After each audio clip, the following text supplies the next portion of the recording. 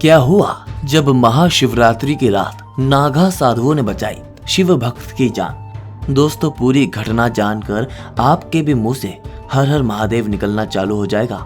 चलिए जानते हैं पूरी कहानी क्या है। दोस्तों, भगवान शिव के चमत्कार की ये सच्ची घटना हमको भेजी है उत्तर प्रदेश के जलालपुर के रहने वाले अरुण जी ने।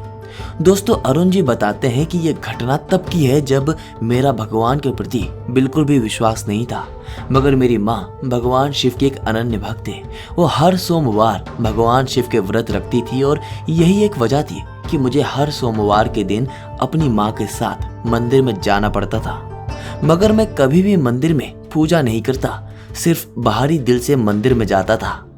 दोस्तों, कहते हैं ना कि कब क्या हो जाए, कैसे हो जाए, कोई नहीं जानता, और अगर कोई जानता भी है तो वो स्वयं भगवान ही है जो इस पूरे संसार को संचालित कर रहे हैं। ये बात तब की है जब एक दिन कुछ ऐसा चमत्कार हुआ जिसे देख सिर्फ मैं ही नहीं बल्कि वहां पर खड़े सभी लोग हक्के बक्के रह गए।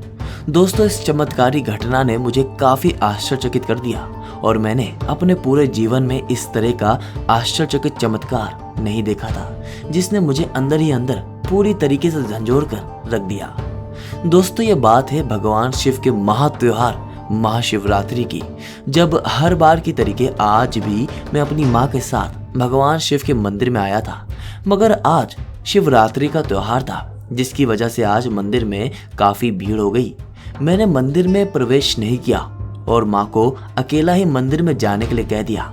मैं मंदिर के बाहर खड़े होकर माँ का इंतजार कर रहा था कि तभी कुछ ऐसा हुआ जिसने एक पल के लिए मेरे पैरों तले से जमीन ही गायब कर दी।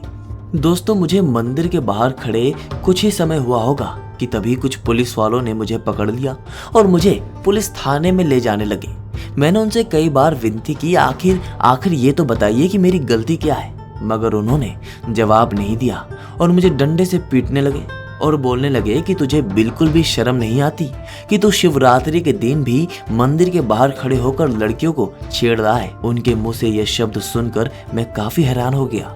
मैंने उनको सच्चाई बतानी चाहिए, मगर किसी ने भी मेरी बात को नहीं सुना और मुझको जबरदस्ती पुलिस थाने में ले गए। थाने ले जाने के बाद उन्होंने मुझे लॉकअप में बंद कर दिया। दोस्तों, मुझको तो समझ ही नहीं आ रहा था कि आखिर मेरे साथ क्या हो रहा है। वहाँ मेरी माँ, जिन्हें पता भी नहीं होगा कि मैं लॉकअप में बंद हूँ, वो मेरा इंतजार कर रही होगी और यहाँ पर मेरी मदद करने वाला कोई नहीं है। इतनी विनती के बाद भी ये लोग नहीं मान रहे हैं। मुझे बहुत गुस्सा आ गया और अब मुझे यकीन हो गया कि अगर इस पृथ्वी में भगवान नाम की कोई भी चीज होती है तो वो मेरी रक्षा करने जरूर आएंगे।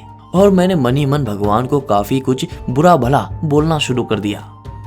दोस्तों, कहा जाता है कि अगर आप सच्चे दिल से भगवान को याद करते हैं तो वो जरूर आपकी रक्षा करने आते हैं, और शायद यही वजह थी कि ऐसा चमत्कार हुआ जिसने मुझको हिला कर रख दिया, जिसने मेरी आंखों के सामने खुशियों का एक बहुत बड़ा पहाड़ खड़ा कर दिया। हाँ दोस्तों, मैं सच कह रहा हूँ।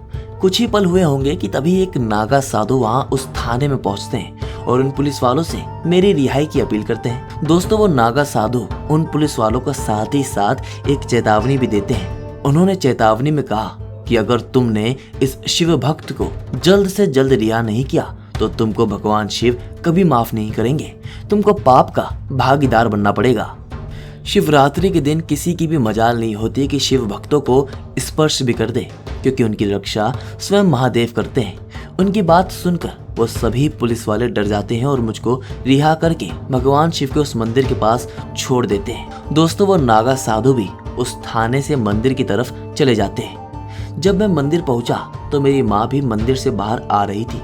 उन्होंने मुझे देखा तो बोलने लगी कि बेटा, आज मंदिर में बहुत भीड़ थी, इसीलिए आज मुझे बाहर आने में थोड़ा समय लग गया। तो यहाँ पर खड़े खड़े बोर तो नहीं हुआ ना। दोस्तों, माँ के मुंह से ये शब्द सुनकर मैं मन ही मन मुस्कुराने लगा, मगर मैंने माँ को कुछ नहीं बताया। मेरे मन में एक बात चल रही थी कि आखिर वो नागा साधु कौन थे जिन्होंने मेरी रक्षा की। अगर वो साधु मेरी रक्षा नहीं करते तो शायद अभी भी मैं लॉकअप में ही बंद होता और यहाँ मेरी माँ भी बहुत परेशान हो रही होती। दोस्तों, मुझे तो यह सब भगवान शिव का चमत्कार ही लगा, जिन्होंने आज मेरी रक्षा करके मेरी उन पुलिस वालों से रक्षा की।